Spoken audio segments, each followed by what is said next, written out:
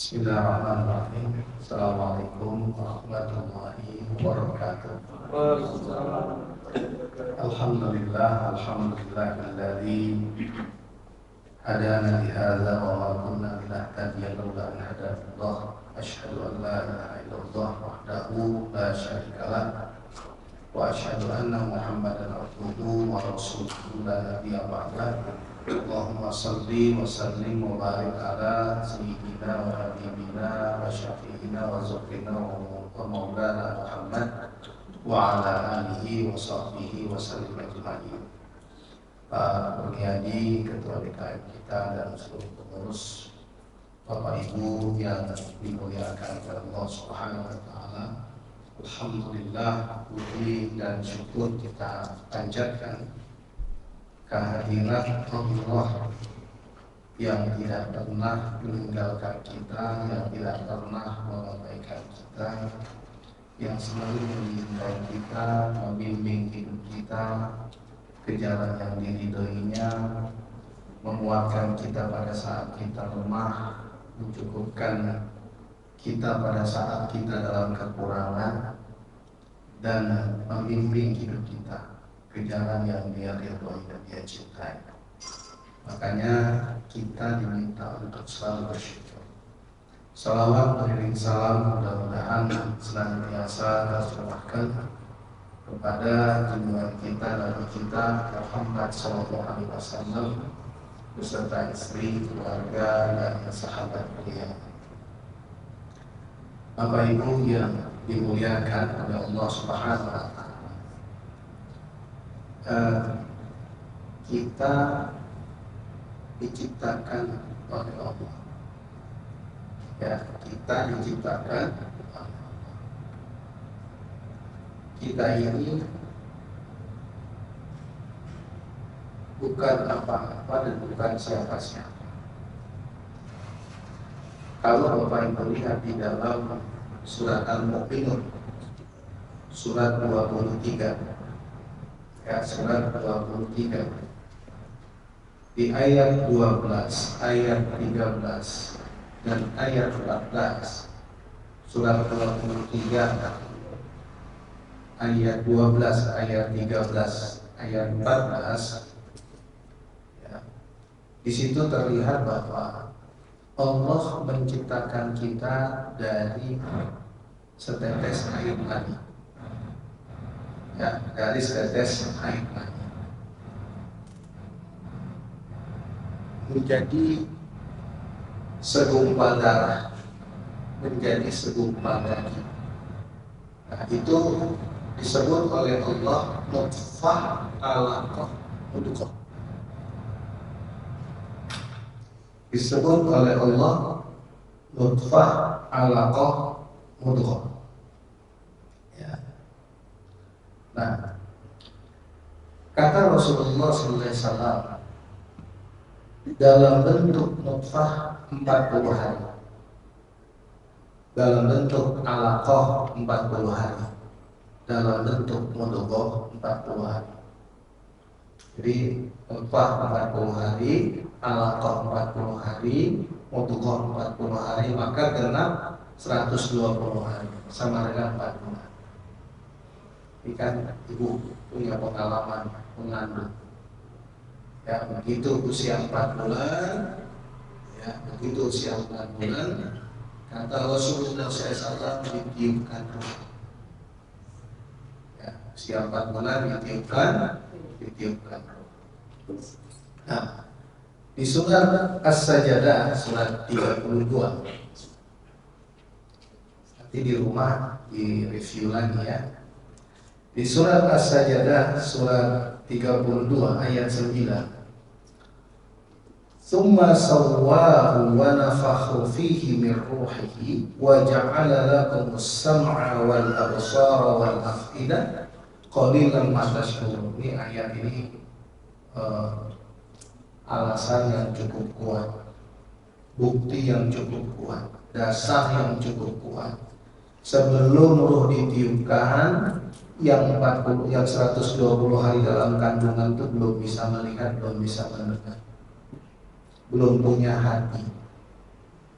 sebelum ruh ditiupkan. Maka Allah katakan setelah Allah menyempurnakan ciptaannya yang 120 hari itu, ibu-ibu atau bapak-bapak nanti dari sini bisa mengobati diri sendiri. Penyakit-penyakit ringan atau penyakit berat plus dokter, kombinasi dokter sama mengobati diri sendiri. Ya, disimak bagus. Nah, summa sawwahu wa nafakha fihi min ruhihi wa ja'ala lakumus sam'a wal absara wal afida qalilan ma tashkurun. Ayat ini sebagai dasar, sebagai bukti sebelum ruh ditiupkan kita belum bisa melihat, belum bisa mendengar, belum punya hati. Sebelum ruh ditiupkan. Surat As-Sajdah surat 32 ayat 9. Sebelum ruh ditiupkan itu kita bukan apa-apa dan bukan siapa-siapa. Surat 38 ayat 72. Surat 38 ayat 72. Fa idza sawaituhu wa nafakhtu fihi min ruhi faqa'u lahu sajidin. Surat Shad surat 38 ayat 72. Yang paling bagus tuh ibu mencatat, nanti di rumah di review. Karena kalau buka HP nggak dicatat, nanti sampai rumah terus tadi ayat yang mana, mendingan catat dulu, reviewnya di rumah lebih bagus, biar ingat. Fa idza sawaitu wa nafakhtu fihi min ruhi faqa'u lahu sajidin. Setelah aku sempurnakan ciptaanku, aku tiupkan ruh. Di situ ruh itu, kalau bahasa Allah itu ruhku, dalam tanda bahasa tekstual ruhku. Kenapa? Ruhku itu bukan berarti Allah itu ruh. Tapi Allah kan ingin menyebut manusia itu apa? Manusia itu dimuliakan. Kenapa manusia dimuliakan oleh Allah menjadi makhluk yang berbeda di antara sekian banyak makhluk? Karena disandarkan ke Allah. Bahasa Allah ruhi. Itu baiti, baitullah, kitabullah, ruhullah. Artinya ini kitabullah, kitabnya Allah, disandarkan ke Allah. Baitullah, apakah Allah ada di Ka'bah? Nah, itu rumahnya Allah. Nah, ini ruhullah, artinya bukan ruh Allah tapi ruh ciptaan Allah. Ruh kita disandarkan ke Allah, menunjukkan bahwa kita manusia ini makhluk yang mulia, gitu. Ini kitab yang mulia. Kita ini manusia mulia. Gitu. Nah, Bapak Ibu sekalian, di ayat yang lain, ya, di surat Al-Hijr, surat 15. Surat 15 ayat 29. Surat 15 ayat 29. Fa idza sawaituhu wa nafakhtu fihi min ruhi faqa'u lahu sajidin. Sama juga. Ketika aku sudah sempurnakan ciptaanku, yang jadi tubuh kita itu diciptakan oleh Allah, ruh kita diciptakan oleh Allah, ruh ditiupkan ke tubuh kita. Roh itu disandarkan ke Allah. Makanya Allah minta kepada malaikat sujud kepada Adam. Ya. Jadi manusia ini makhluk yang berbeda. Maka disebut khalifatullah, wakil Allah di muka bumi. Sampai di sini bisa dipahami, Ibu. Nah,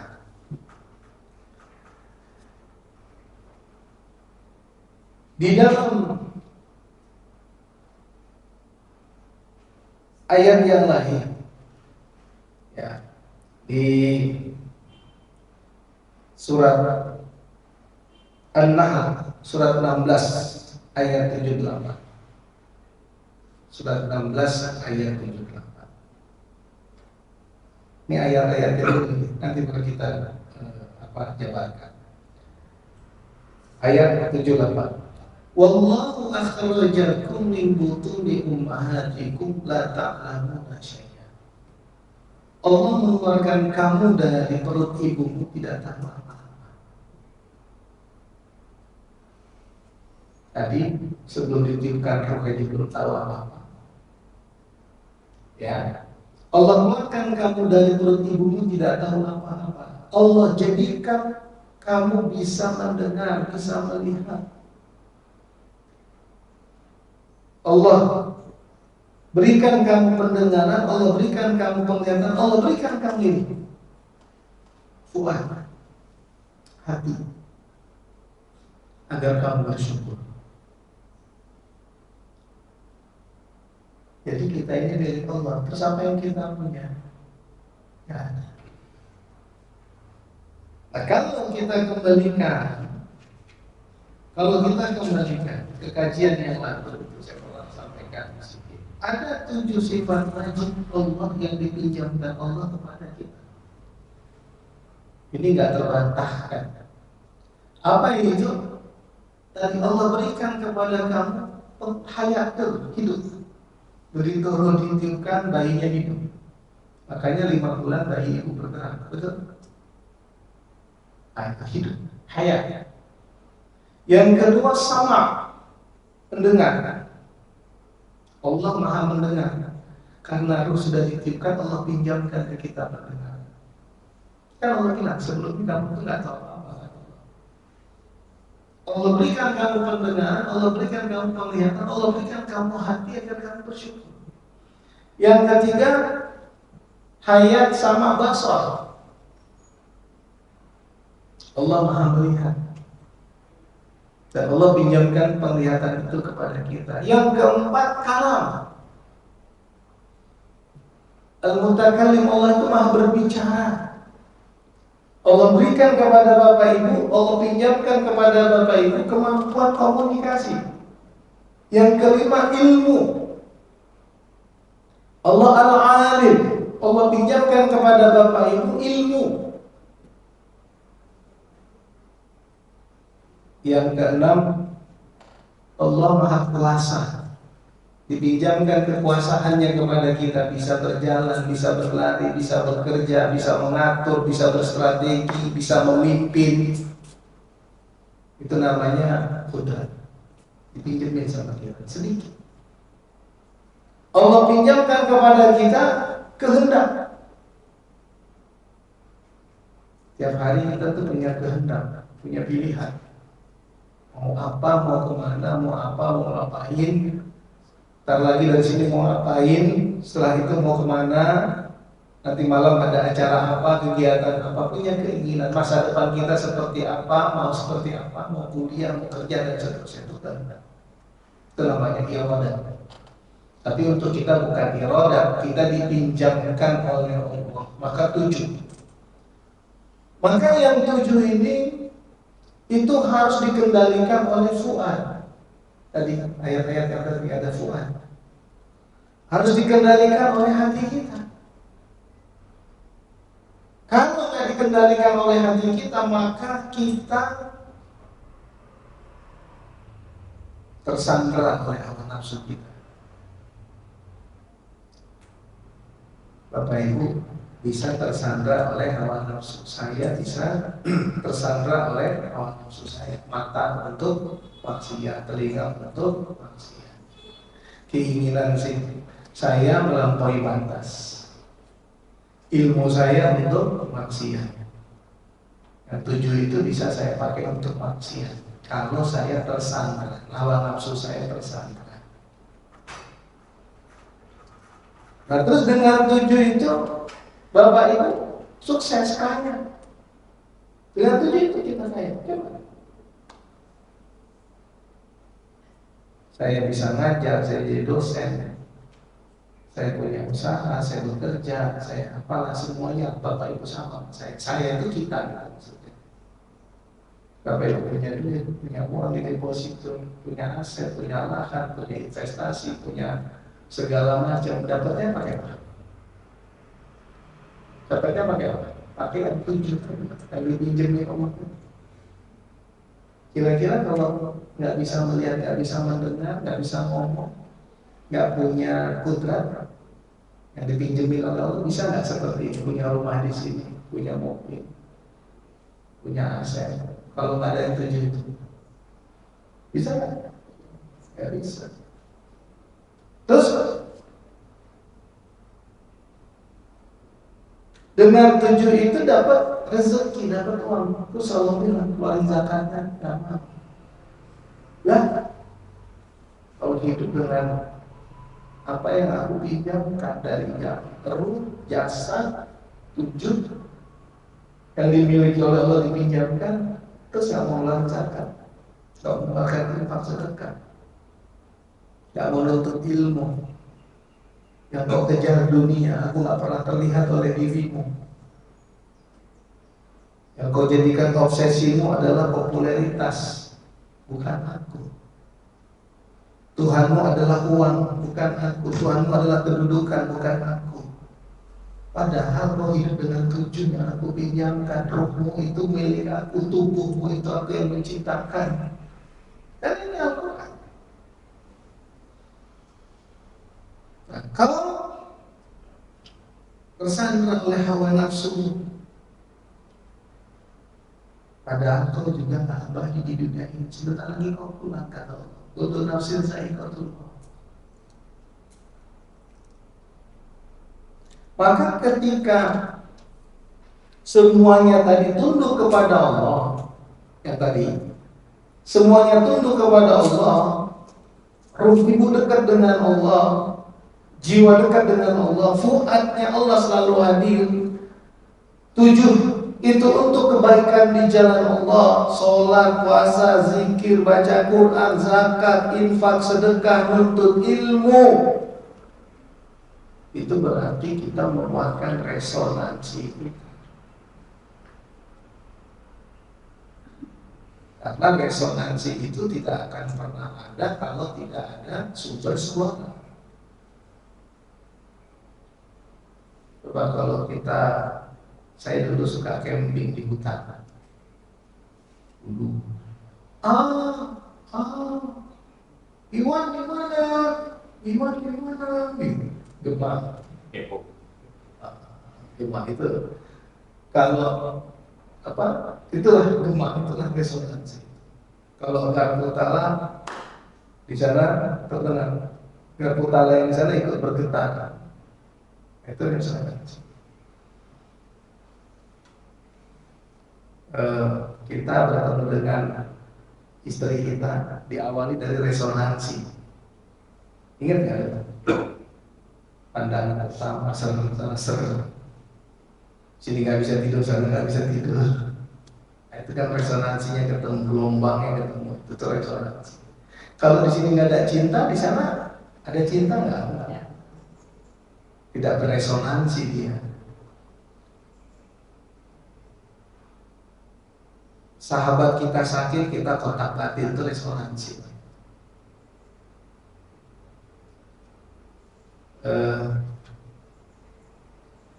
Suami istri itu dekat banget. Jadi kalau suaminya ada apa-apa di luar kota, istrinya kontak batin, itu resonansi. Itu resonansi. Nah, pertanyaannya, apakah resonansi kita dengan Allah kuat atau tidak? Apakah resonansi Bapak Ibu dengan Allah kuat atau tidak? Suka mengalami distraksi. Apa distraksi itu? Apa sih bahasa? Gangguan ya? Hambatan di tempat. Sholat, contohnya, saya aja lah kasih contoh. Saya sholat, saya ceramah. Paling gampang, contoh yang paling gampang. Saya sholat, saya ceramah.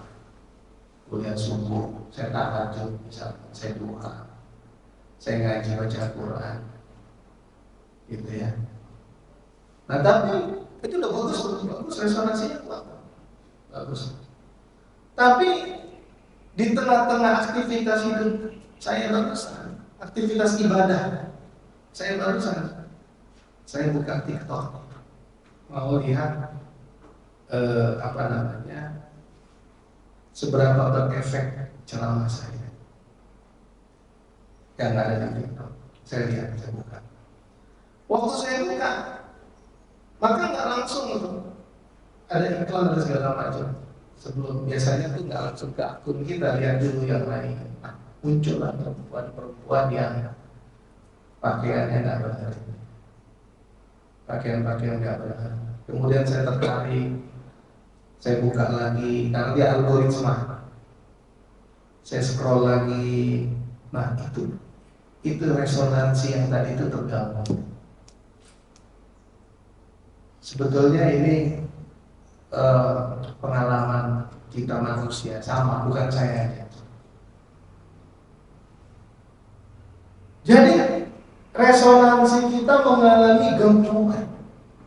Akhirnya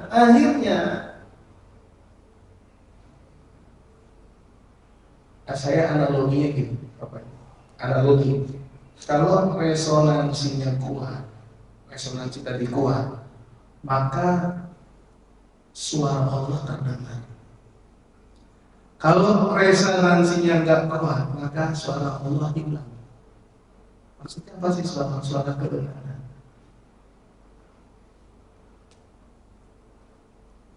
Suara kebenaran. Jadi yang merusak resonansi hubungan kita ke Allah itu kita. Sehingga kalau analogi saya, kita mau membuka, mencari siaran berita. Ini analogi ya. 900 mencari berita El Sinta ada di 900 FM.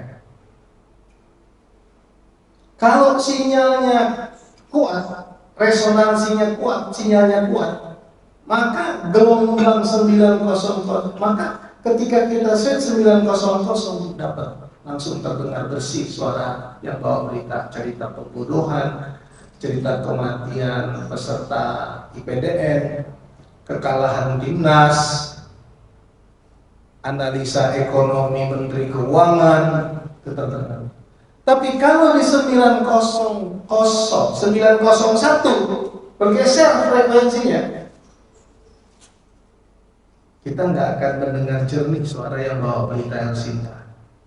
902 makin jauh, 905 makin jauh. Nah, frekuensinya nggak dapat. Resonansi nggak kuat, frekuensi nggak dapat. Gitu. Apalagi kalau Allah di FM, kita di AM. Muter gitu. Nggak dapat, makin nggak dapat.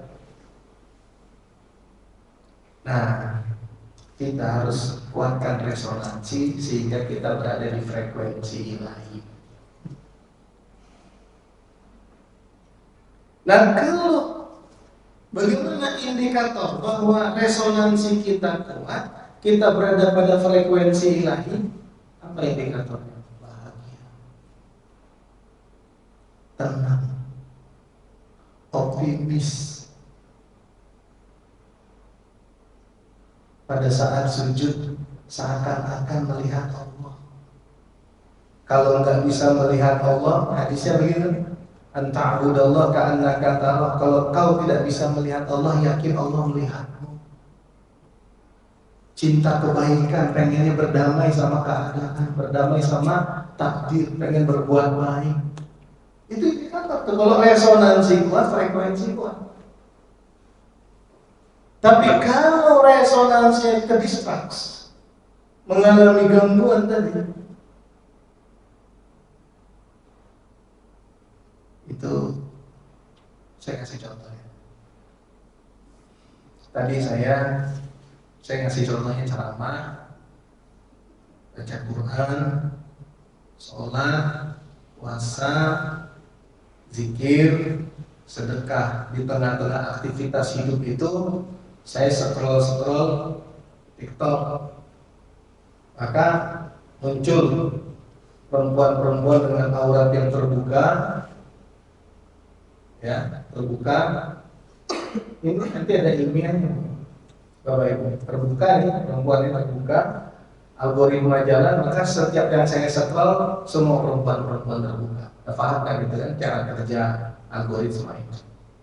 Maka fokus saya bukan lagi Allah.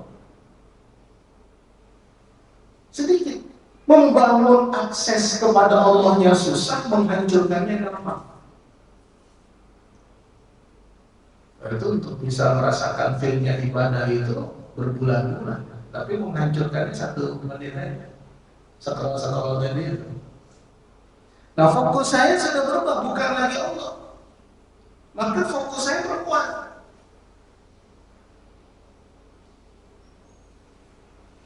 Cara kerjanya gini, Bapak Ibu. Ini saya scroll, maka muncul perempuan nih. Muncul perempuan, maka fokus saya sudah berubah, bukan Allah, tapi fokus saya adalah perempuan. Ya, kalau perempuannya terbuka auratnya, dulu contoh aja nih, contoh saya insya Allah belum pernah, mudah-mudahan belum pernah, dan terus dijaga oleh Allah. Andai kan dulu saya pernah berzina, dulu misalnya berapa tahun, taruhlah 25 tahun misalnya, saya pernah berzina, ya. Maka pada saat saya scroll lagi ini, ya, dia mengaktifkan hormon dopamin. Maka muncul itu hormon dopamin yang membuat saya bisa flashback lagi dengan perempuan yang ada di sini, menggambarkan perzinahan yang dulu lagi, kenikmatan perzinahan yang dulu lagi. Nah, yang kedua ada namanya reticular activating system, RAS. Coba buka. Kan berbeda ini. Coba apa itu? RAS, reticular activating system. Nanti lengkapnya ada di buku saya. Buku saya lagi dicetak, mungkin 3 minggu baru selesai. 300 halaman, 2 buku 600 halaman. Ada reticular activating system. Reticular activating system itu fokus saya perempuan. Ya Bu, Bapak Ibu, tadi kan berubah kan fokusnya? Ketika fokus saya berubah, fokus saya perempuan, reticular activating systemnya aktif perempuan. Maka akibatnya apa? Cara kerja reticular activating system itu, Ibu-ibu, kalau udah fokus yang ke situ, maka begitu keluar rumah, ya seakan-akan perempuan semua nggak pakai baju. Membayangkan perempuan terlihat semua aurat-auratnya. Jalan ke depan komplek yang lihat lagi olahraga di taman itu fokusnya perempuan dengan auratnya. Karena udah dibentuk oleh reticular activating system.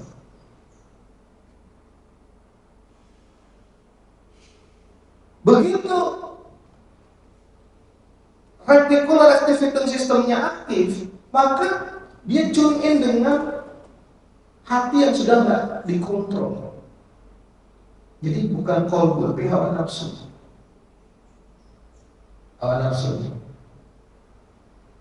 Maka aktiflah yang namanya neuroplastisitas. Coba buka. Neuroplasticity.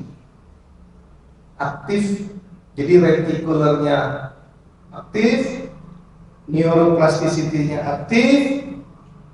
Nah, neuroplasticity itu adalah syarat-syarat di jalur otak kita membentuk adaptasi, membuka saluran-saluran baru yang tadi saluran sholat, zikir, ibadah tertutup.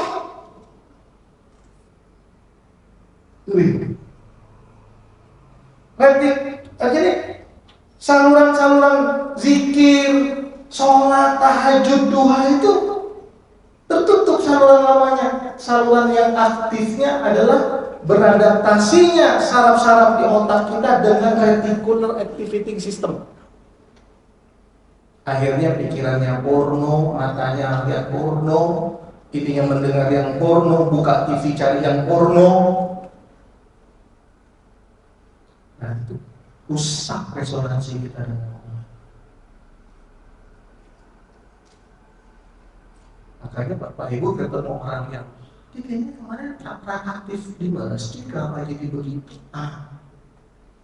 Dia kemarin dia ketua yayasan, kenapa dia korupsi? Itu ilmiahnya itu. Kalau agamanya sholat jalan terus, maksiat jalan terus. Saya sering pertanyaan itu muncul. Ya karena sholatnya bla bla bla bla bla. Tapi studi ilmiahnya itu. Jadi ketika fokus dia bukan Allah lagi,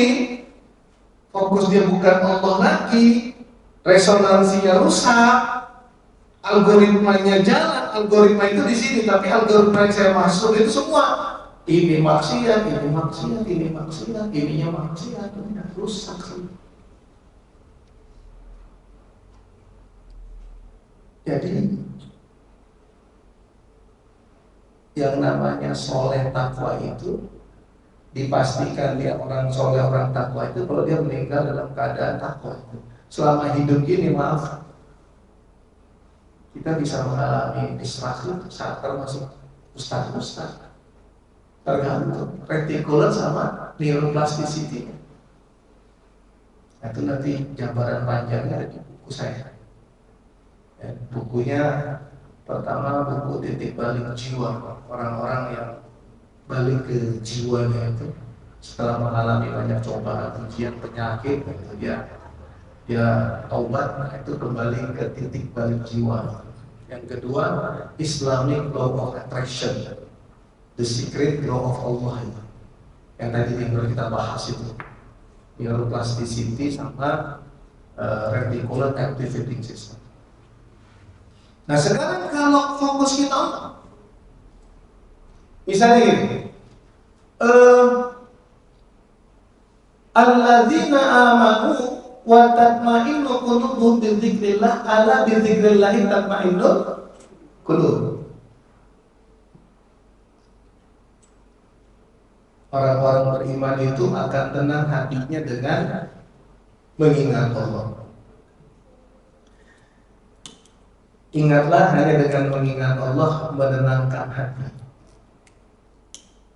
Coba, kalau fokus Bapak Ibu, reticular activating systemnya Allah, gitu ya. Makanya Rasulullah jelaskan, mau makan, Bismillah. Setelah makan, Alhamdulillah. Gitu kira-kira gitu. Allah membarik lana firman zakata dan seterusnya. Mau tidur, Bismillah. Bangun tidur, Alhamdulillah.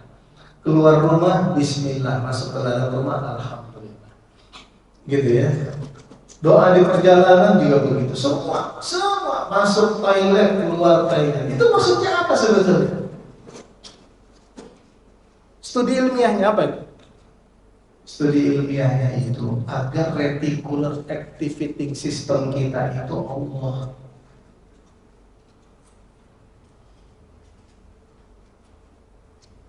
Kalau reticular activating system kita itu Allah itu menguatkan resonansi kita. Sholat, puasa, ibadah, pengen ke masjid, pengen ngaji. Sujud sholatnya itu pengen benar-benar sholat, bukan hanya sekedar menguburkan, gitu ya. Nah, maka begitu fokusnya Allah membukakan jalur-jalur adaptasi baru di neuroplastisitas kita itu tentang kecintaan kepada Allah. Tiba-tiba beli buku kok yang mengantarkan kehusyuan kepada Allah. Tiba-tiba ketemu orang lagi dikenalan di sarapan pagi bubur ayam kok ngomongin Allah. Tiba-tiba dapat WA, ya Allah, nasihat yang membuat kita makin dekat dengan Allah. Nah, itu namanya connecting antara reticular activating system kita dengan neuroplastisitasnya. Itu dijaga. Jangan kedisarkan. Jadi saya bilang tadi, membangun ketenangan kedamaian itu berbulan-bulan, bertahun-tahun, hancurinnya 1 menit aja. Buka TikTok, nikmati TikTok itu, hancur 1 menit. Nanti mau ngebangunnya lagi, effortnya lebih bisa berbulan-bulan lagi. Makanya banyak kita yang kehilangan feel pada saat sholat, kehilangan feel pada saat baca Quran, tidak dapat feelnya itu. Kayak saya sering pertanyaan di pengajian, Ustaz, katanya zikir menenangkan hati, tapi aku kok susah dapat ketenangan itu. Coba ingat, reticular activating systemnya itu harus dibenerin. Ya, coba fokusnya. Nah, tadi Allah menciptakan jasad kita 120 hari dalam kandungan. Allah ciptakan ruh kita. Sebelum ruh ditiupkan, ayat-ayatnya tadi, saya nggak usah ulangi lagi biar materinya banyak. Ayat-ayatnya tadi, ruh itu pasti ditiupkan oleh Allah. Tapi sebelum ruh ditiupkan, Al-A'raf ayat 172 coba. Surat 7 ayat 172.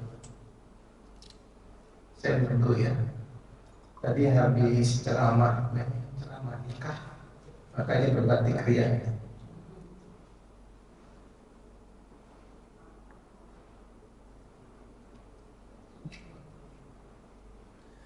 Nah, sebelum ruh ditiupkan, ibu-ibu, bapak-bapak, ruh bersumpah kepada Allah. Ini kalau Bapak Ibu paham yang saya sampaikan ini, luar biasa Bapak Ibu. Ya, nanti dikunci di satu ayat lagi.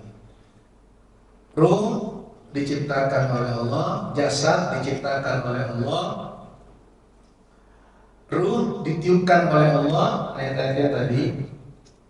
Terus dikasih jasad sama ruh sudah bersatu, dipinjamkan 7 sifat wajib Allah yang milik Allah, dipinjamkan sama kita sedikit, dipinjamkannya nggak banyak, ya sedikit banget dipinjamkannya.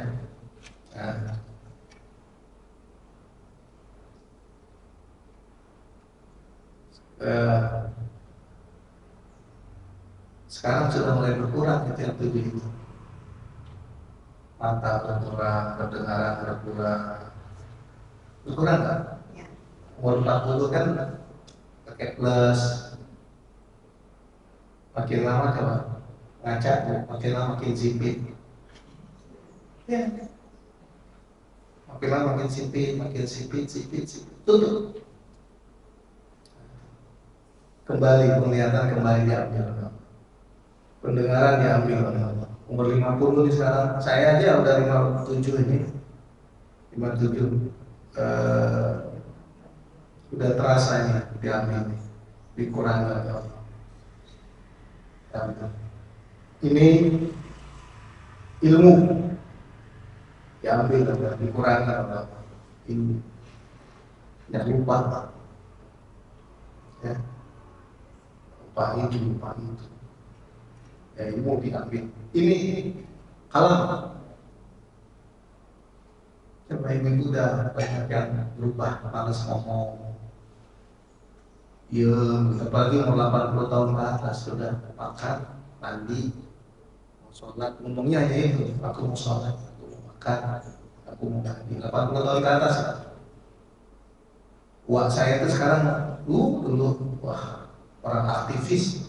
Sekarang dia sholat, dia ngaji, luar biasa. Mengisi kekosongan, dia ketawa sendiri main game. Dia suka game. Dulu ada Tetris, dia punya alat itu, dia beli alat main. Tapi dia nggak banyak ngomong lagi. Kalau kita bertamu, dia banyak game. Dulu omongannya banyak. Dia sibuk masak di rumah karena dia game. Ini udah diambil. Ini dia hampir banyak lupa. Anaknya bilang sekarang ibu udah banyak lupa. Anaknya ngomong saya. Jadi apa? Kekuatan, kudrat. Sekarang ke kursi roda. Dulu naik sepeda motor dia, Tanjung Duren, Grogol, Roxy itu dulu kecil buat dia, tahun-tahun 80-an naik sepeda motor. Buat perempuan. Itu jalan lintas sebelum ada tol dalam kota itu di daerah Anggrek itu jalanan dia nyebrang sepeda motor ke wali kota ke sini ke sana. Saya ingat banget sepeda motornya warna hijau bebek dulu. Saya dibonceng dulu. Tahun-tahun 80, 79, 78, 79, 80, 81 saya dibonceng. Sampai saya kemudian ke Gontor, dia ke Gontor naik kereta antar saya. Nanti dia pulang sendiri. Buat saya. Sekarang dia di kursi. Dia ngaji, dia sholat. Kudrat apa? Kemampuannya sudah diambil oleh Allah. Maka karena kemampuannya sudah dikurangi oleh Allah, kemauannya, kehendaknya juga jadi berkurang otomatis. Mungkin buat sebagian yang sudah 70 tahun ke atas sudah nggak mau lagi jalan-jalan ke luar negeri kemana, di rumah dia ngaji, sholat, pengajian. Karena Pak Iro dan kudratnya dia. Bahasa buat manusia bukan kudrat, kompetensi, skill. Nah, karena sudah terbatas, otomatis kemauannya dibatasi oleh Allah. Makanya saya mau nanya, mana yang punya kita? Ada. Jasad bukan punya kita, ruh bukan punya kita, 7 yang dipinjemin milik Allah. Terus kenapa kita klaim ini rumah gue, ini harta gue, ini duit gue, ini kehidupan gue? Begitu besok meninggal siapa pindah tangan ke rumah, ke tangan orang semua. Kita jadi mana? Dari tanah kita diciptakan kembali ke tanah. Nanti suatu saat rumah ini pindah nama ini suatu saat. Percaya atau tidak? Itu kompleksnya udah banyak pindah nama sekarang. Pemilik aslinya udah nggak ada. Zaman dulu ada pengajian seperti ini. Zaman dulu 40-50 ngaji mereka di Masjid Kuba itu. Kayak gini kan. Nah, saya masuk, saya pindah, masih banyak tersisa. Udah jadi orang tua semua. Sekarang setelah 20 sekian tahun saya tinggal di komplek itu, udah banyak yang pindah tanah. Terus mana punya kita? Jangan sombong. Ada yang kita miliki. Nah, yang paling merusak resonansi itu, hati-hati. Yang paling merusak resonansi itu sifat sombong. Makanya jangan, kalau ada sombong jangan harap doa gampang dikabulin. Ingat ya. Kenapa? Sombong itu pakaian Allah. Ya. Kira-kira lu sombong, lu berdoa sama aku kata Allah, tapi kamu sombong. Kamu merasa hebat, segala macam kamu punya. Kamu merasa kuasa, kamu hanya debu kata Allah. Apa yang membuat itu sombong? Saya tanya. Bu Nevi ini itu 20 tahun yang lalu udah kenal saya. Waktu energi tahun 2000, berarti 25 tahun yang lalu. Ini Bu Nevi sama orang tua di Gayanya. Namanya Bu Nevi itu jamaah saya. Bintaro ini masih sepi. Rumah makan baru ada McDonald Sektor 9. Kios-kios di Bintaro mau ke McDonald itu dijual, disewa dulu. Siapa yang mungkin yang jual rokok ini udah pada nyesel sekarang Bintaro seperti ini. Dulu ada angkot itu ke Sektor 9. Bu Nevi dulu nggak gini. Bu Nevi dulu yakin saya juga nggak gini dulu. Saya nggak dia masih naik sepeda motor. Terus kalau saya kehujanan itu dikasih baju sama jemaah, lalu saya lepek di pasar tuyul. Nah dulu ini lincah. Sekarang iya, tapi nggak selincah dulu. Dulu saya ngaji ke sektor 4, saya dikejar. Ya sudah diambil satu-satu. Saya ngaji di sektor 3 datang, saya ngaji di sektor 1 datang, Bapak tak pernah satu hari. Abu Jayadi, kita ngadakan mabit tahajud, Abu Jayadi bawa anak-anak itu, wah Isya namanya. Adanya Bu Levi itu dijat, itu rumah saya dekat sama saya. Maaf, saya tahu kehidupan mereka sedikit banyak. Nah saya ceramah ke MNC diundang, saya nggak datang. Juga itu kan sahabat saya, lo datang ngeliatin gue.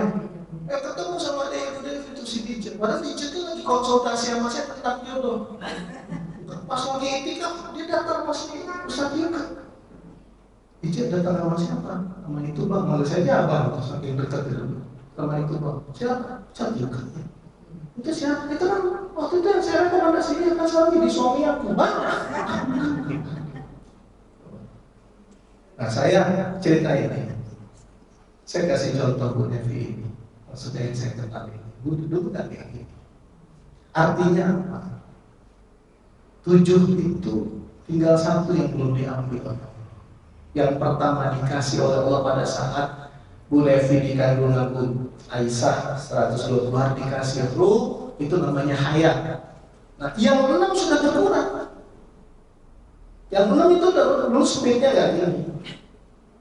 Penampilannya udah begini dulu.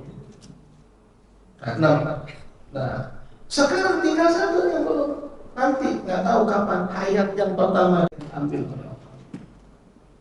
Kacamata, mata udah, pendengaran udah,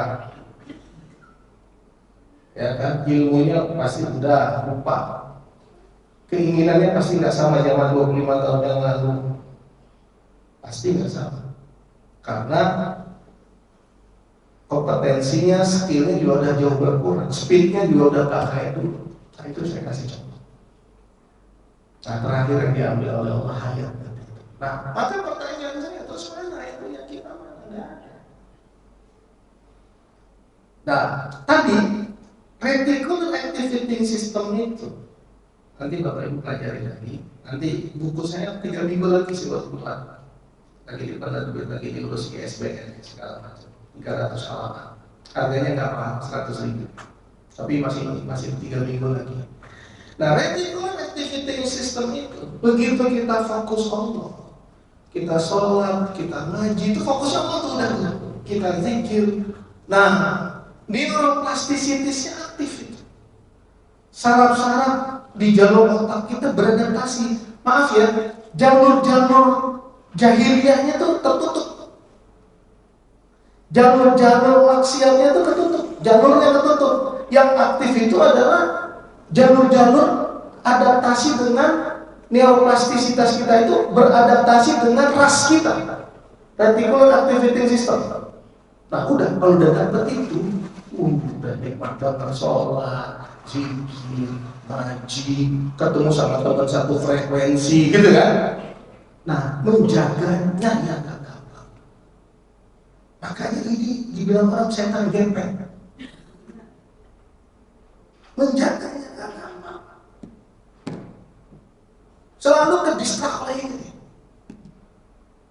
Nah, satu yang bisa berbahaya, paling berbahaya merusak resonansi kita, berusaha pengen nyaingi Allah. Apa? Sombong. Yang boleh sombong itu hanya Allah itu. Makanya Allah bilang wala tusahhir khaddaka linnas, jangan kau memalingkan hatimu dari manusia karena sombong. Saya itu suka ketemu orang-orang baru ngaji, kita katakan. Terus namanya baru ngaji, berusaha tampil dengan baik gitu ya, secara pakaian segala macam. Terus saya di dalam hati, orang baru ngaji, gayanya udah lebihan begitu, gitu ya. Merasa nggak selevel.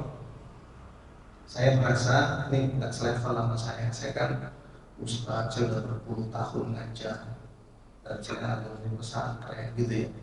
Ya, itu sifat sombong. Ada orang kampung misalnya pengen ngaji ke sini, ibu-ibu merasa itu nggak selevel dengan hati-hati sifat sombong. Kan saya bilang tadi, saya cerita ini semua biar kita sadar sama aja, dia dari tanah kita jadi tanah, dia meninggal kita meninggal, dia hancur kita hancur, dia bahagia belum tentu kita bahagia. Kenapa? Karena kita punya sifat sombong. Sekarang aja di sekolah udah nggak ada lagi orang komplek, bukan orang komplek, karena udah banyak ngaji kan. Kalau dulu kayak orang komplek sama bukan komplek itu kental banget zaman dulu. Jadi bukan orang komplek itu. Sekarang nggak ada orang terbuka. Dia mau ngaji asal aman izinkan masuk dia mau ngaji.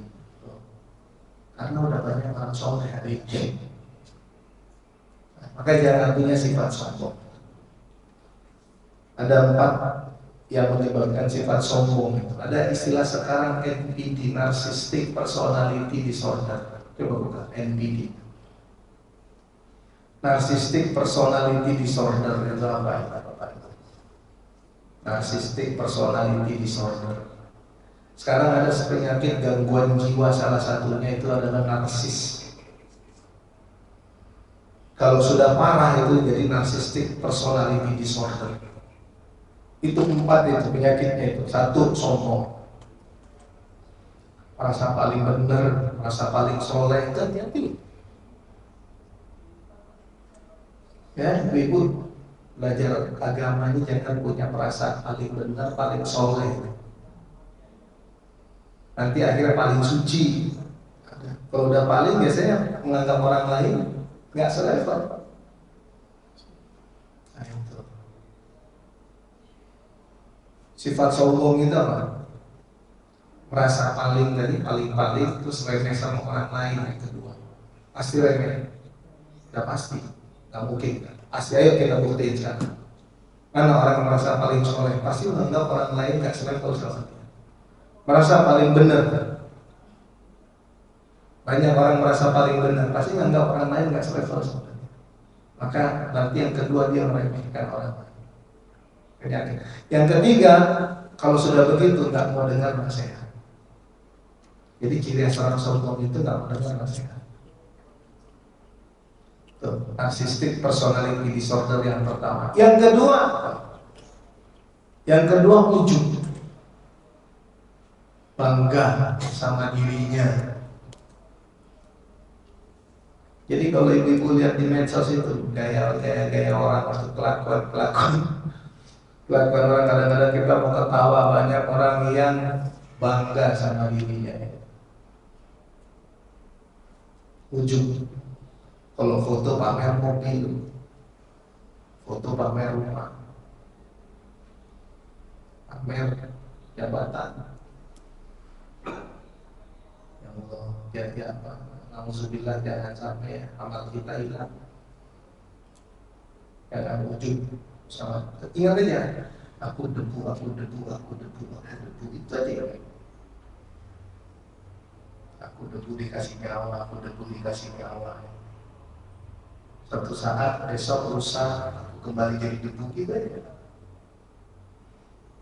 Ujub. Yang ketiga, sum'ah. Kalau udah sombong, sudah ujub, pasti yang ketiga udah pasti enggak mungkin enggak pasti. Apa itu? Amin.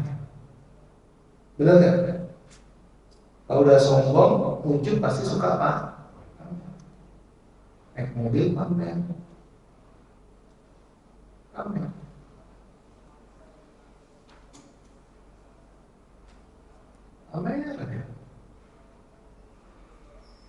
Pamerkan diri. Ajak orang ke rumah bukan tulus biar orang tahu rumah gue. Amin. Kalau ngomongin anak itu panjang kali lebar, menunjukkan anaknya sukses sudah bakal amin. Pakai tas amin. Dan orang-orang ahli strategi, marketing strategi itu, dia paham itu, dia kan belajar itu. Ilmu marketing itu belajar juga ilmu psikologi ahli marketing. Gitu. Maka tas-tas branded itu, nah, itu juga berhubungan sama itu semua. merek-merek baju branded berkaitan sama itu semua. Karena kita suka pamer ya. Ya. Yang keempat apa? Kalau udah sombong, ujub, sum'ah, pasti yang keempat pasti ria. Udah gabungan itu. Udah ke NPD banget gitu. Ria. Pengennya dipuji. Pengennya tuh dipuji. Ya. Dari yang itu namanya narcissistic personality disorder. Makanya Allah bilang di surat Luqman ayat 18, jangan kau palingkan hatimu dari manusia karena sombong, wala tusaghir khaddaka linnas wala tamshi fil ardi maraha, jangan kau berjalan di muka bumi dengan sombong. Innallaha la yuhibbu kulla mukhtalin fakhur. Allah tak suka kepada orang yang sombong lagi membanggakan diri. Ikhtala itu apa? Ikhtala itu menghayal, halu, perasaan ganteng, padahal enggak. Perasaan soleh, padahal halusinasi dia. Mukhtal, ikhtala. Perasaan paling kaya di komplek, ya, perasaan dia. Padahal kalau dia keluar dari komplek ada lagi yang lebih kaya. Ya. Nah itu mempengaruhi karakter, mempengaruhi cara berjalan, cara duduk, cara bicara sama orang. Coba deh. Contoh saya kasih contoh gini ya, misalnya gini, saya punya 4 itu kan, ibu nggak tahu saya punya 4 itu. Maka cara saya ngobrol itu, body language saya, penampilan saya, cara saya bicara, itu mencerminkan 4 tadi yang ada di diri saya. Cara saya bersikap, cara saya membatasi pergaulan. Nggak semua orang komplek ini bisa mengakses saya. Hanya orang yang selevel yang bisa beradaptasi sama saya. Nah, itu dia bahayanya itu. Dan itu juga dibungkus dalam agama, merasa paling soleh, merasa paling benar. Ngeri itu Bapak. Allah tak suka itu. Nah itu yang bisa merusak resonansi tadi. Nah itu yang bisa merusak resonansi. Nah saya ingin katakan, kita ini dekat dengan Allah. Kalau tadi jasad diciptakan oleh Allah, ruh diciptakan oleh Allah, sebelum ruh ditiupkan, ruhnya bersumpah kepada Allah. Ingat ya, kau terikat dengan aku ya, kata Allah. Al-Araf ayat 172 tadi. Kau terikat dengan aku ya, aku Tuhanmu ya. Begitu ruhnya berkomitmen ke Allah, ruhnya dimasukkan ke jasad, dikasih 7 sifat wajib oleh Allah walaupun sedikit, dipinjamkan sementara, kita dekat dengan Allah.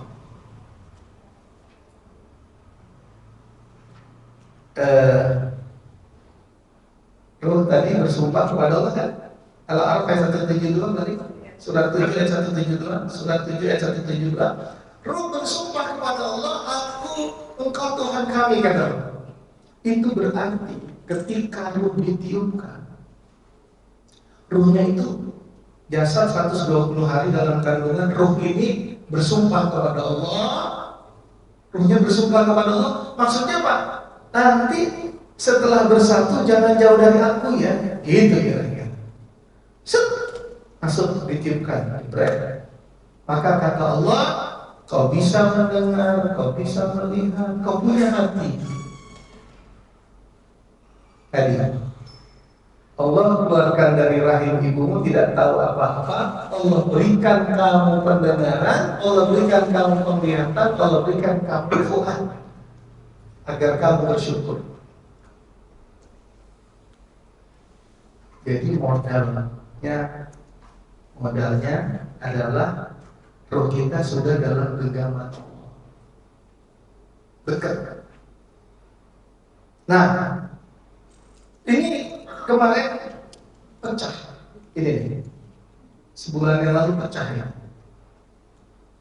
Jatuh 2-3 kali jatuh, akhirnya pecah. Akhirnya saya mengalami kesulitan untuk bisa pegang kunci. Nah, saya ke tukang kunci.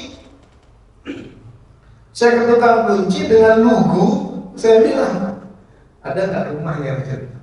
Ini rumah ini, yang hitam ada nggak? Pak, itu jualnya satu paket ini Pak. Kunci Bapak gini, jadi nanti dia mentah ini Pak, saya ukir. Nah, udah nanti sama deh sama kunci Bapak. Yang benar bisa, jadi kan kunci asli kok bisa Pak. Tunggu gitu kan saya kan. Ya udah kerjain berapa? 150.000. Akhirnya dikerjain sama dia. Tapi tak lupa saya lihat dulu ya Pak katanya. Oh iya ada satu lagi ini, satu Pajero, saya satu kunci lagi Pak. Ngirim ya alhamdulillah. Ini dia Pak. Nah dia ukir lah, dia presisi, dia ukur segala macam pakai alat itu kan. Kalau dulu kan diukir gini kan, kalau sekarang udah pakai alat, dia starter, diatur, dapat memang, alhamdulillah. Oh iya mirip ya, gitu kan. Maka saya hidupin mobil, gak hidup mesinnya, Pak. 150.000, lumayan gak hidup mesin. Mungkin gak presisi ininya Pak, periksa lagi Pak, gak mungkin gak presisi Pak. Kok gak terhubung ini dengan mesin? Ini gak terhubung dengan mesin. Ini kalimat-kalimat saya perlu dicerna. Kok gak terhubung dengan mesin? Oh saya lupa, chipnya belum saya pindahin Pak, dari kunci lama.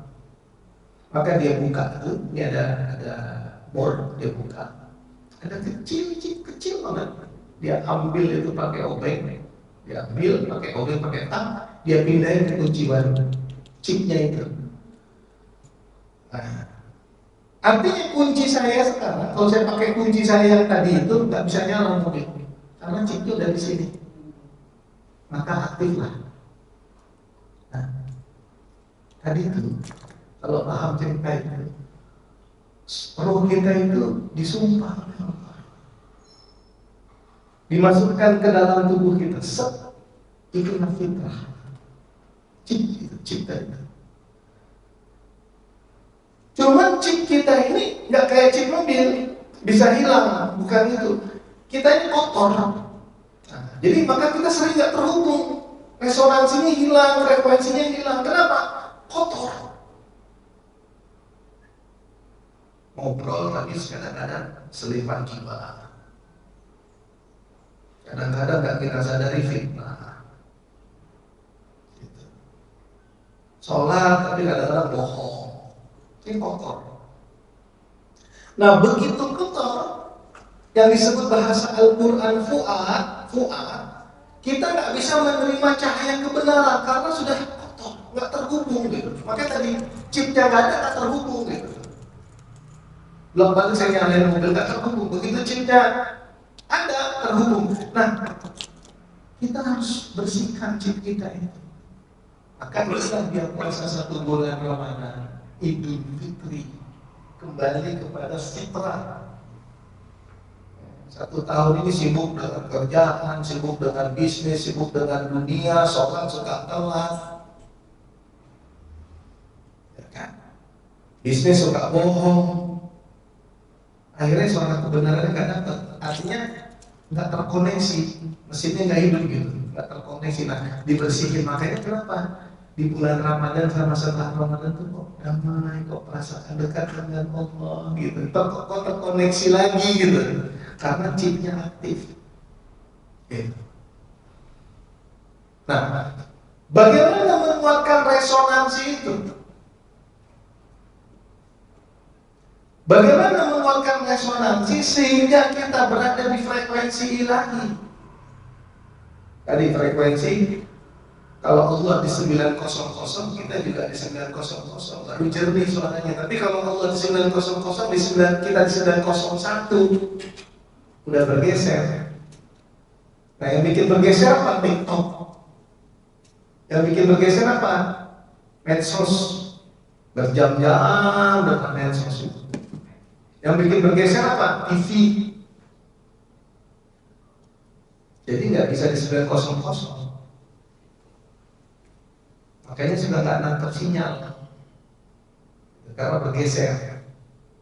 Nah yang lebih ngeri ke AM, cari gelombang nggak dapat orang di AM. Apa itu? Zina itu di AM itu. Udah korupsi, berzina, nggak sayang sama anak istri, sombong, nah itu AM itu. Sampai mati pun doa nggak kabul itu, karena di AM. Allah di FM dia di AM gimana? Sampai meninggal nggak akan bahagia ya. Makanya Bapak Ibu, Mas Hasil itu orang kaya. Kita nggak tahu sumber kekayaannya dari mana. Yang tahu dia sama Allah aja itu. Nah, apalagi kalau kita tahu, oh dia kaya, dia korupsi, saya nggak siap, sama sekali nggak siap.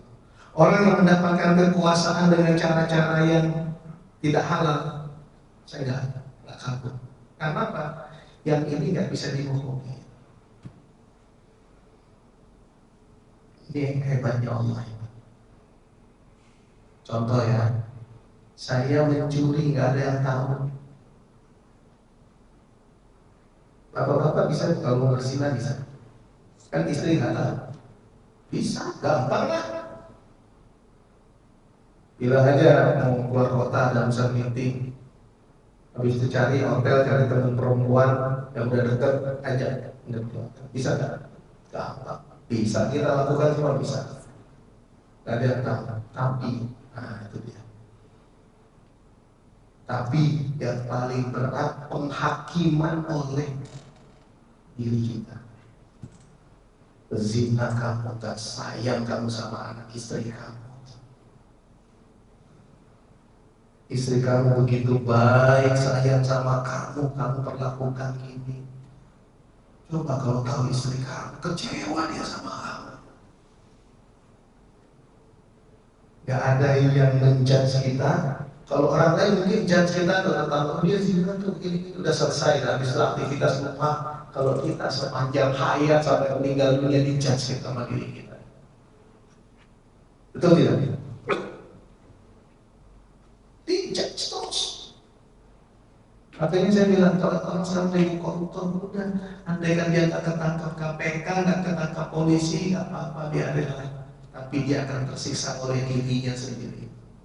Koruptor kamu, koruptor kamu, koruptor itu anak-anak kamu kuliah pakai uang korupsi kamu itu makan sekeluarga kamu pakai uang korupsi kamu, itu koruptor kamu, koruptor kamu, koruptor kamu terus. Yang paling berat itu kalau dihakimi oleh diri sendiri. Itu apa? Itu ciptanya itu. Yang tadi orang sebelum diciptakan disumpah dulu sama Allah. Begitu sudah masuk ke sini, itulah dia kebenaran. Ustaz dari mana kata Pak Kur?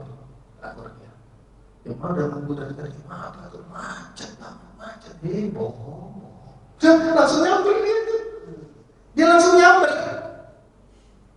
Betul nggak sih? Betul, bohong. Bilang aja kayak kesiangan dibangun. Kok harus berbohong sih? Kata dia.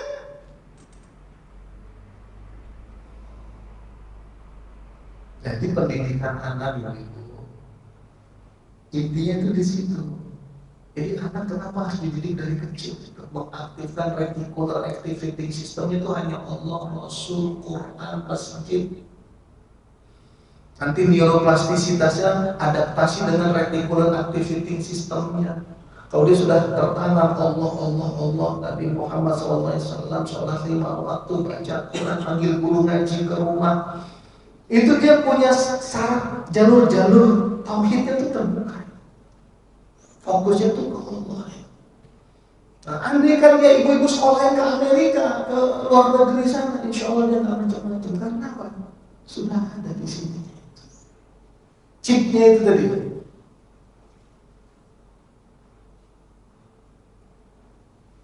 Nah ini nggak mengenal batas teritorial. Yang ini. Saya dekat nih, badan saya sama Pak Kurnia ini dekat banget badan saya. Bahkan saya bisa duduk ke situ samping Pak Kurnia. tapi jiwa saya belum tentu dekat. Hanya dekat pada saat ketemu pengajian fakta itu nggak bisa dihindari. Tapi anak di Eropa, anak saya kemarin kuliah di Eropa sampai 1 tahun.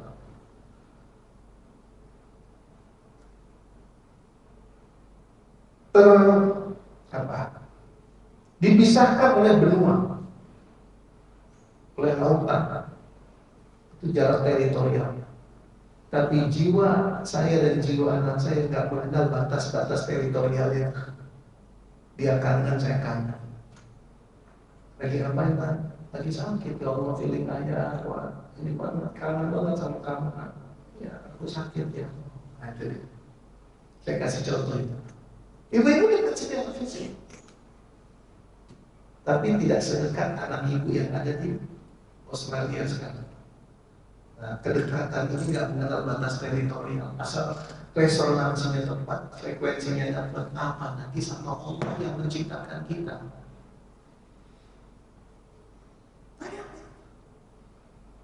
Tapi suka kedistratan di resonansi itu. Kenapa kedistratan? Oleh sombong, oleh belit, oleh arogan, oleh seterusnya. Nah, tapi kalau resonansinya dapat, frekuensinya dapat, ingat ya, resonansi sama frekuensi itu nggak sampai kita meninggal akan ada sekuat itu, karena iman kita kan naik turun. Tapi kalau pas kita jaga, kita rawat itu resonansi, frekuensi ilahiyahnya dapat, itu saya turun dari BX sampai 3, saya turun gitu ke bawah sama istri. Pas sebelah kiri saya 7 tahun yang lalu, 8 tahun yang lalu, sebelah kiri saya ada dekat Puyo ya, ada tur wisata itu, apa namanya saya lupa. Ada standing banner di situ. Waktu itu Gunung Fuji sama salju sama sakura, saya lihat ya. Saya bilang sama istri, sebentar yuk, saya lihat. Kadang bilang aja. Kata istri saya, maksud ngelihat kan gak banyak. Saya bilang, lihat aja, ngobrol, nanya, lihat. Masih harapan palsu. Enggak, saya bilang kalau ya kan bareng-bareng ngelihat. Saya bilang, enggak, dia pergi ke kanan, dia melipir ke kanan. Saya ke kiri. Ada minisul apa situ ya. Dia ke kanan, saya ke kiri. Saya ambil itu brosur, saya ngobrol, wah cakep ya Pak. Iya Pak, main Pak. Doain aja ada rezekinya ya Pak. Gitu. Nah, ngobrol 5-10 menit, makasih ya Mbak. Saya pegang itu brosur itu, saya pegang, saya kantongin. Nah, saya kejar istri, saya bilang nih, Jepang, gitu nih Jepang. Sedekah gitu kan, bisa dibeli. Ya lihat aja, saya bilang lihat. Ya Kak, kita disitu Kak. Mereka jalan atau terus akhirnya ya udahlah saya ikuti. Nah, sampai mobil, brosur itu saya taruh di dashboard, tutup. Kira-kira kan berarti masih ada ya. Saya ternyata itu ketika saya punya langkah-langkah saya ke situ, saya ngobrol, pandangan saya sudah ke Jepang, batin saya ternyata sudah masuk di frekuensi ilahi ternyata. Tapi kan kita nggak tahu. 2 minggu kemudian pengacara Beri telepon saya, Ustaz, apa kabar saya? Ustaz, terima kasih ya Ustaz. Doa Ustaz yang kemarin sudah bantu saya, kerjaan saya jalan. Ustaz berapa orang sih sekeluarga? 5, 1 istri, 3 anak. Gini, yang Ustaz liburan ke Jepang ya? Yang 3 aku bayarin pesawat, PP, hotel semua, akomodasi, nanti aku kirim uang ke Ustaz deh. Visa semua aku yang nyiapin lah. Ustaz liburan ke Jepang. Saya tuh nggak langsung bilang iya gitu, karena saya flashback ke 2 minggu yang sebelumnya. Ya Allah, bisa gitu ya. Apa saya lagi berdoa? berdoa di travel itu bisa Pak sebentar ya Pak, saya berdoa ya Pak, saya Allah saya pengen di Pak, enggak ada di sini. Tapi ternyata di frekuensi 900 FM gitu. Resonansinya tepat, frekuensinya tepat gitu kira-kira. Nah, ada mungkin orang yang berdoa bilang gini, Ustaz, aku udah banyak berdoa belum dikabulin Allah. Coba evaluasi, jangan-jangan resonansi kamu kedistrak oleh kesombongan, oleh ghibah, rusak resonansinya, frekuensinya nggak dapat. Kan kita suka ngomongin doa aku belum dikabulin, padahal ada orang yang lagi diem. Ini saya cerita ini ke jemaah, saya cerita materi ini ke jemaah. Bener banget Ustaz dia. Kenapa? Saya lagi nonton TV program umroh gitu, berita umroh. Terus saya cuma udah lama kayaknya tidak apa di hati doang, di hati. Karena dia mau umroh gitu, karena gitu. Tapi kan nggak tersebut, bukan ya Allah aku pengen umroh, enggak. Pulang kerja suaminya, ada kasus anaknya pulang kerja mah, aku dapat bonus umroh ya mah. Atau ibu sering lah, lu kok lagi pengen martabak telur gitu ya. Tiba-tiba datang kamu bawa martabak telur gitu loh kira-kira gitu. Itu kan nggak ada yang terjadi secara kebetulan. Itu kalau resonansi kita kuat, itu frekuensinya dapat banget gitu loh. Nah, kedua, ini saya punya ada 4 cerita saya punya pengalaman. Waktu saya di UIN S3, saya punya sahabat calon istri. Tapi agak susah untuk menikahin dia. Karena bapaknya bilang, Andian, kamu harus doktor. Saya bilang sama anak, bilang sama ayah, di mana-mana calon mertua juga nanyanya kuliahnya S1 fakultas apa. Ini disuruh jadi dokter dulu sih. Padahal tinggal disertasi tuh. Kecuali saya belum daftar jadi dokter, saya tinggal disertasi. Kan di mana-mana orang S1 udah cukup syarat nikahin anak. Nah kalau nunggu dokter kan bisa 4-5 tahun lagi saya bilang. Aduh, tapi bagaimana sih? Gitu kan? Allah di tengah itu saya suka dibully sama teman-teman S3 saya itu karena semua udah nikah saya belum. Banyaknya ibu-ibu S3 belum nikah. Nah saya suka dibully, saya bilang udah tenang aja, nanti istri gue Trisakti. Kalau itu tadi anak gue yang tadi nggak jalan. Istri gue anak Trisakti, ntar udah pokoknya istri gue anak Trisakti. Ini kan dulu takaran segala macam jadi aja. Udah istri gue anak Trisakti. Saya ceritain sama istri saya. Begitu saya kenalan, udah pembicaraan mau nikah, akhirnya saya tanya, kamu sarjana mana? Aku sarjana akuntansi. S1, S1, S2. Sekarang S2 udah potensi. S1 kamu di mana Trisakti, S2 kamu di mana Trisakti. Tanya sama istri saya nanti, Bu Devi kan berapa? Tanya. Kok bisa? Nah yang ketiga, Ustadz Samsul Arifin Nababan live dari Los Angeles. Saya lihat Facebooknya, cuma lihat lagi di Los Angeles dia gitu. Asik gitu ya, saya senang gitu. Udah hanya sampai itu. Dulu saya pengen ke Amerika diundang ceramah, saya tolak. 2-3 kali saya tolak karena 3 bulan. Dalam hati nih, 3 bulan enggak, kayak kurang kerjaan aja di situ juga jadwal padat gitu dalam hati saya, enggak 3 bulan.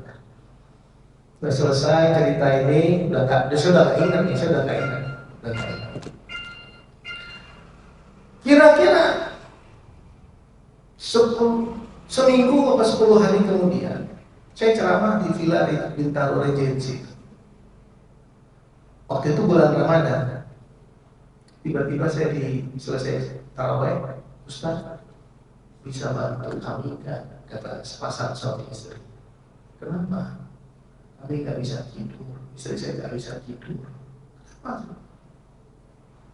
Ini kan udah mau Lebaran, uang kita nyangkut dan Meikarta sudah nyangkut di Meikarta, dan Meikarta sudah keluar pengumuman pilot, berarti tidak ada lagi transaksi karena udah pilot pengadilan. Waduh, istri saya tak bisa tidur, Ustaz. Yuk kita diskusi di sini di masjid Al-Muhajirin. Bisa di rumah nggak, Ustaz? Saya bilang apa adanya, saya dari subuh belum pulang. Dari subuh belum pulang. Ini capek mana di sini aja Pak. Please Ustaz, telepon di rumah aja. Oh ya udah ya. Ini 1 jam ya. Janji 1 jam ya. Iya 1 jam. Gitu. Nah, singkat cerita, saya ke rumahnya, ngobrol di rumah, ternyata hampir 2 jam. Kasihkan ngobrol. Nah itu juga kalau Ustaz ini kalau udah lihat jemaah sedih, susah, tega, udah gak mikir waktu lagi lengkap. Akhirnya saya diantar. Nah, singkat cerita, saya bukain ayat-ayat tadi itu diantaranya. Ada di ayat-ayat tadi. Yakin sama Allah, semua atas kuasa Allah. Allah gak bisa pakai matematika kita. Nah sebenarnya bahasa saya itu reticular activating system. Waktu itu saya nggak bahasakan itu, yakin sama. Ini ayatnya kalau nggak yakin, musyrik. Putus asa dari rahmat Allah bisa musyrik. Oh gitu ya Ustaz. Ini dia bertanya. Saya bikin coret pakai pulpen, pakai ini bertanya di sini ayatnya yang ini, pokoknya ini. Yakin nggak Bapak Ibu di sini? Mudah-mudahan malam ini bisa nyenyak tidur. Karena kalau Allah udah bilang kun fayakun, itu gak ada lagi logika kita di sini. Yakin? Ini bicaranya iman, bukan pakai logika. Ya tapi ini 0M. Butuh uang sekian untuk gaji, untuk THR sekian M. Loh, gak usah pakai ini, yakin aja udah sama Allah. Masalahnya udah baik itu Ustaz. Iya, yakin gak sama Allah kuncinya. Ini ayatnya. Semua sekarang perjalanan hidup saya seperti ini. Saya hidup untuk keyakinan Pak. Zaman COVID itu nggak ada kegiatan apa-apa, nggak ada pengajian, nggak ada apa. Pakai ini semua. Itu panjang, nanti kita cerita lagi itu lain waktu itu. Pakai ini semua. Apa yang terjadi? Besok pagi saya ceramah. Si ibu ini PA saya, Ustaz, miracle apa saya bilang? Ya Allah, orang Meikarta teleponannya nggak pernah ini bagian keuangan telepon saya. Bu, kami ingin menyelesaikan urusan ibu. Bayangkan dari sekian ratus vendornya dia loh. Dan bukan dia juga yang sombong pagi-pagi, enggak, tiba-tiba dia telepon. Dia bilang, Ustaz, wah, miracle banget Ustaz. Dia bilang, ibu satu-satunya yang kita selesaikan. Saya merinding. Terus saya bilang, Bu, maaf ya Bu, saya mau udah depan rumah pengajian. Saya bilang, udah tinggal masuk. Please, 1 menit masih bisa nggak Ustaz? 1 menit aja Ustaz. Maksudnya ya saya minta 1 menit aja. Boleh apa Bu? Ustaz sama Ibu Hermi, istri, siapin paspornya. Kita berempat aja, saya sama suami, Ustaz sama istri, kita ke Amerika. Dan saya 10 hari atau seminggu sebelumnya Amerika gitu. Itu saya dalam hal itu banyak pengalaman saya. Mobil lah begitu sama.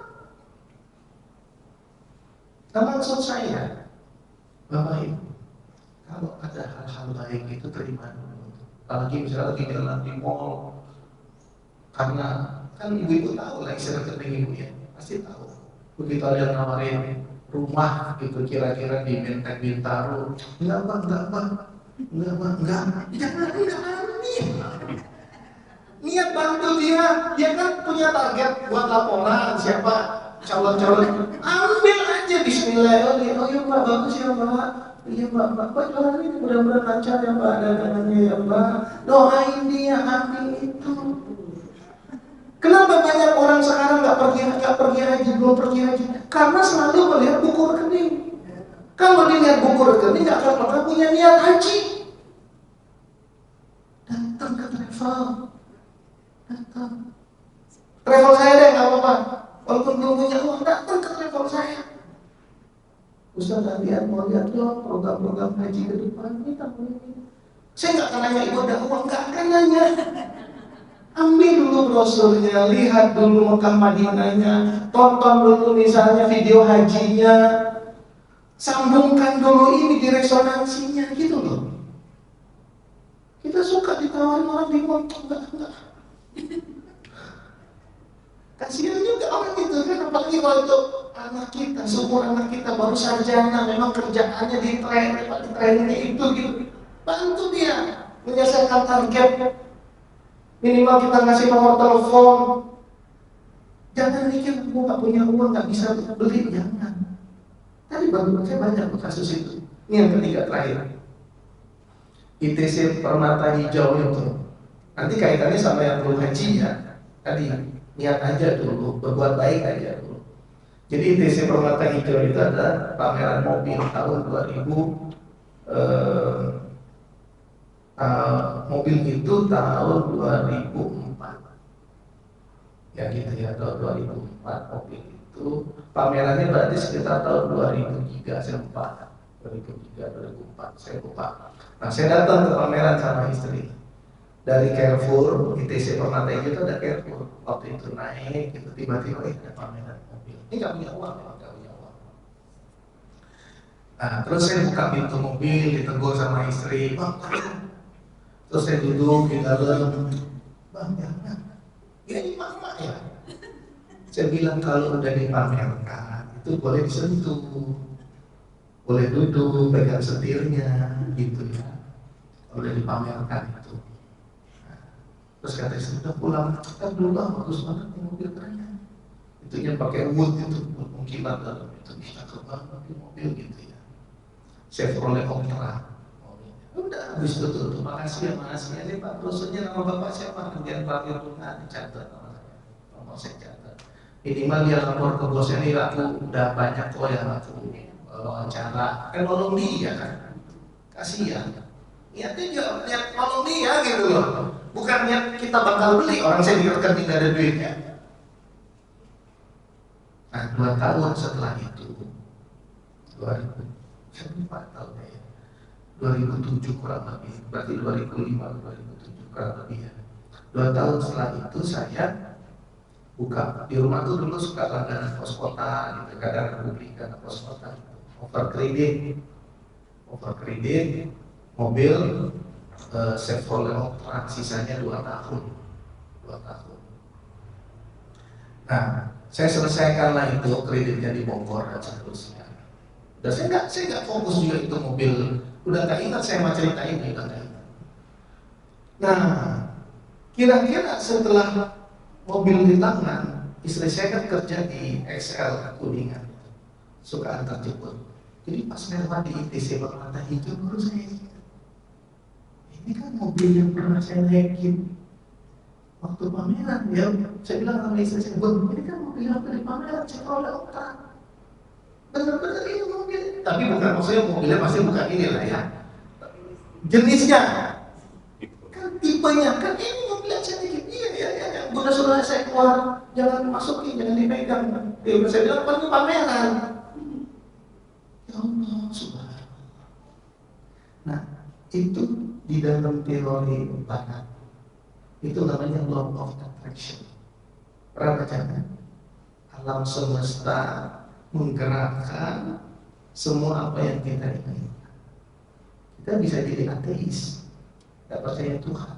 Nah saya cari itu datanya, ternyata semua itu reticular, ilmiahnya reticular activating system, neuroplastisitas, resonansi, frekuensi, itu saya gabungkan dalam satu buku 300 halaman.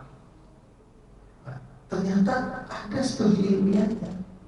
Ternyata ada ayatnya. Apabila hamba wa iza sa'alaka ibadi anni fa inni qarib Muhammad Al-Baqarah 186, apabila hambaku bertanya kepadamu tentang aku, bilang aku dekat ya Muhammad. Jadi ketika kita punya keinginan, karena roh kita diciptakan oleh Allah, kalau ibadah kita bagus, kuat, kita meninggalkan apa yang dilarang oleh Allah, resonansi kita kuat. Kalau resonansi kita kuat, tadi bahasa saya bahasa gampang aja. Andaikan Allah di 900 FM, kita ternyata ada di situ. Tapi kita nggak menyadarinya setelah apa peristiwa tadi terjadi. Ya mobil, ya Jepang, ya Amerika gitu. Terakhir, zaman saya umur 5 tahun, 6 tahun, nenek saya punya cucu kurang lebih 50. Ini ada cucu terakhir di sini. Nah itu anaknya 16. Yang hidup bertahan tuh 12. Baru kemudian meninggal. Tapi yang hidup sampai saya remaja, saya anak-anak tuh 12. Anak cucunya kurang lebih 50. Karena saya selalu sama nenek, umur 5-6 tahun tuh saya paling sering dibawa nenek ke antar orang haji, jemput orang haji, kenduri orang nikah, sunatan anak remaja. Zaman dulu kalau di Medan sunatan itu remaja dikumpulin, dikasih sarung, nah kita ada di situ. Nah yang sering ini ketika jemput orang haji, saya dipangku sama nenek, dipangku. Nanti nenek minta itu telur pakai bendera itu. Di Medan tuh dulu kalau ada acara telur pakai bendera, telur ditaruh kantong, ada bendera kuning, bendera merah. Nenek saya bilang minta dulu telur itu, dikasih apa saya dipegang. Saya masih ingat tuh umur 5 tahun. Nah nenek saya suka minta air zam-zam, minta air zam-zam 2. Satu lagi buat cucu aku. Nenek saya ustazah. Jadi yang 50 ini cuma jadinya satu yang jadi ustaz. Ini saya lagi didik cucu yang kedua yang boleh jadi ustaz juga. Cucu terakhir. Nenek saya ustazah. Dia bilang gini sama saya, pegang. Kau pegang gelas kau ini. Kan nenek ngomongnya kau orang Medan. Kau pegang gelas kau ini. Iya nenek pegang kau. Ikutin kau nenek. Ya Allah, ya Allah. Sampaikan aku ke sumber air. Sampaikan aku ke sumber air. Nanti ke rumah kedua, rumah ketiga teman-teman yang pergi haji, 2 rumah atau 3 rumah kurang lebih. Sampaikan aku ke sumber air. Atau orang ngantar zam-zam ke situ, ke rumah kita. Minum, sampaikan aku ke sumber air. Sampaikan aku ke sumber air. Saya nggak tahu berapa gelas sudah saya minum, yang doanya sampaikan aku ke sumber air. Sayalah cucu nenek yang paling sering ke Mekah. Yang 1 tahun bisa 4-5 kali saya ke Mekah sampai detik ini. Kalau orang barat bilangnya law of attraction. Kita nggak mengenal itu. Secara ilmiah reticulum activating system, neuroplastisitas, resonansi dan frekuensi. Nah, bagaimana ceritanya? Ceritanya, saya ceramah. Kalau saya liburan kuliah S3 tahun 2000 awal, saya liburan ke Medan. Karena libur kuliah S3, ibu saya di Medan. Saya masih lacak, saya kos di Ciputat. Demi Allah, demi Rasulullah. Panggilan dosen Universitas Yarsi Jakarta tahun 2000. Tahun 2001 saya nikah sama anak Trisakti. Ini kayak puzzle, saya cerita kayak puzzle. Nikah sama anak Trisakti. Tahun 2002 putri saya lahir. Tahun 2003 saya diundang ceramah ke Irian, dapat duit 48 juta. 38 juta saya hajikan ibu saya, 10 juta buat saya. Saya pembimbing haji ibu saya. Tawaf sunnah sama ibu berdua. Karena saya sudah menikah. Tahun 2004 saya pergi umroh sama istri saya. Tahun 2007, antara tahun itu saya pergi umroh sama anak saya. Habis itu saya pergi haji sama istri saya. Pulang haji saya beli mobil baru, saya nggak tahu uangnya dari mana. Padahal pergi haji saya jual mobil lama. Itu kayak puzzle. Baru saya renungkan subhanallah, sekarang ini saya belajar Islamic quantum energy itu. Ternyata ini semua rahasia kebesaran Allah. Jadi gak ada namanya alam semesta menggerakkan sesuatu untuk kita tegak. Alam semesta itu nggak berdiri sendiri, dia digerakkan oleh Allah. Jadi kalau Bapak Ibu orang baik, nih orang baik, ini anggaplah magnet lah kita. Magnet itu begitu dilepas, dilempar ke jalan, ambil nggak lama yang nempel itu yang satu frekuensi. Plastik nggak akan nempel ke magnet. Nah inilah yang magnet lah kita anggap yang hitam lah ya. Plastik nggak akan nempel ke magnet, kertas nggak akan nempel ke magnet, gabus nggak akan nempel ke magnet, nggak akan nempel ke magnet. Tes. Nah, jadi magnet ini menempel semuanya. Tes. Baterainya habis dulu. Ya. Udah aja. Udah.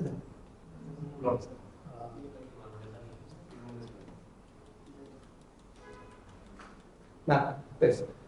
Jadi magnet ini nggak akan menempel sesuatu yang berbeda, betul? Plastik nempel nggak ke magnet? Udah, jadi orang baik. Jadi orang baik, kuatkan resonansinya. Bapak Ibu ada di frekuensi ilahi. Kadang-kadang cuma diam saja jadi doa gitu. Diam doang gitu. Tuh pengen martabak deh. Nggak taunya anak pulang-pulang kerja bawa martabak. Kadang-kadang jadi doa. Makanya kalau bisa yang gede-gede, jangan martabak. Martabak mah kecil. Kalau martabak kan kecil. Yang gede. Apa yang pergi haji, yang pergi umroh. Gitu. Nah, jadi suka disalahpahami selalu orientasinya materi. Makanya salah. Jadi kalau Anda berpikir, bayangkan rumah yang Anda inginkan, mobil yang Anda inginkan, selalu materi. Ya, Allah, Rasulullah, pergi haji. Ya alhamdulillah kalau memang pengen punya rumah, pengen punya cucu menantu yang baik-baik. Nah itu adanya di mana? Reticular activating system sama neuroplastisitas. Nanti kalau mau lebih dalam lagi, tunggu buku saya keluar ya.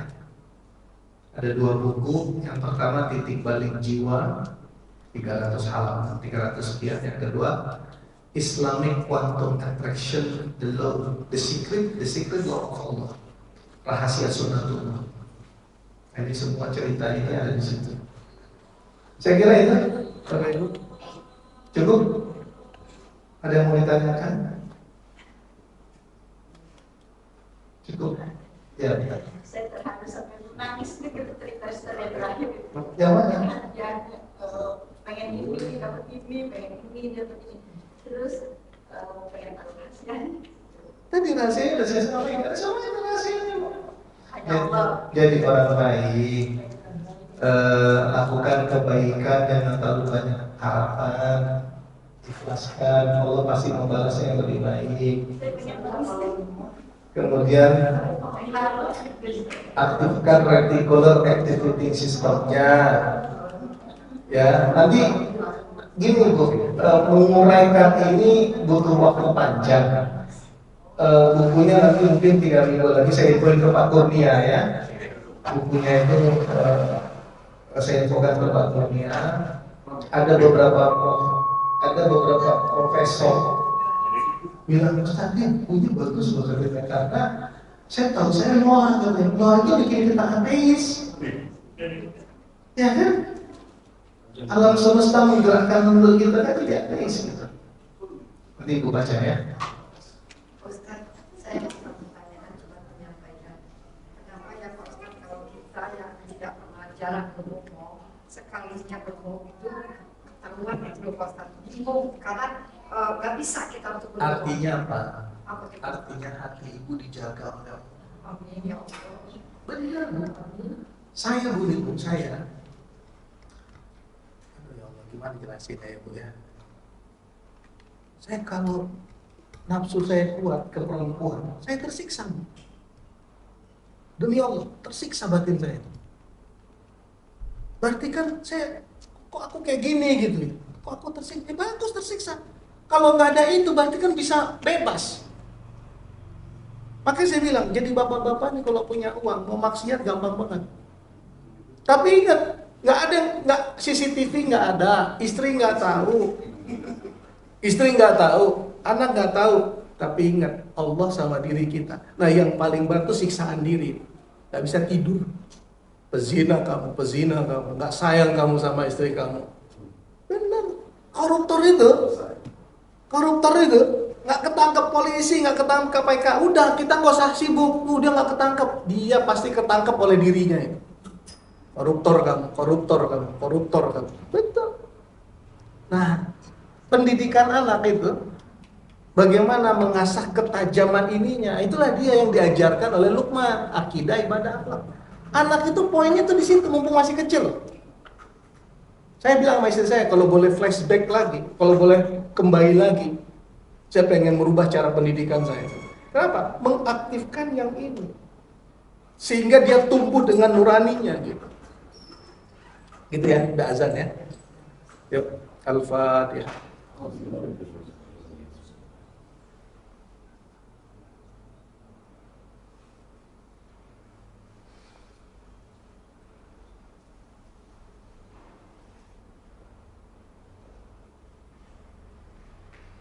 Hasbunallah ni'mal wakil ni'mal maula ni'mal nasir la haula wala quwwata illa billahil aliyyil azim. Wassallallahu ala sayyidina Muhammad wa ala alihi washabbihi wasallam ajma'in. Alhamdulillah rabbil alamin. Sekian dari saya. Assalamualaikum warahmatullahi wabarakatuh. Waalaikumsalam.